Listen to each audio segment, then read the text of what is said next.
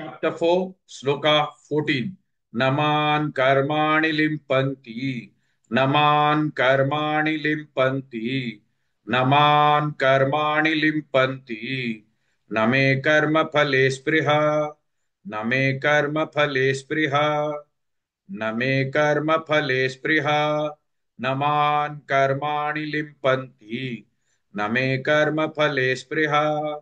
नमान कर्माणि लिम्पन्ति न मे कर्म फले स्पृहा नमान कर्माणि लिम्पन्ति न मे कर्म फले स्पृहा नमान कर्माणि लिम्पन्ति न मे कर्म फले स्पृहा नमान कर्माणि लिम्पन्ति न मे कर्म फले स्पृहा इति मां योऽभिजानाति इति मां योऽभिजानाति इति मां योऽभिजानाति कर्मभिर्न स बध्यते कर्मभिर्न स बध्यते कर्मभिर्न स बध्यते इति मां योऽभिजानाति कर्मभिर्न स बध्यते इति मां योऽभिजानाति कर्मभिर्न स बध्यते इति मां योऽभिजानाति कर्मभिर्न स बध्यते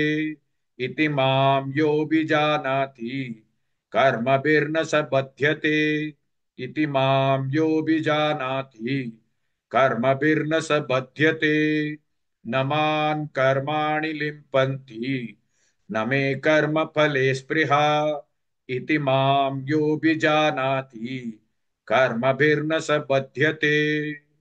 Please like and share this video because you could be instrumental in helping someone around the world recite the Srimad Bhagavad Gita, thereby helping them to have a life of unending opulence, victory and prosperity. This is mentioned in chapter 18, sloka 78. Yes, don't forget to buy my book, Leadership Can Be Child's Play. Namaste.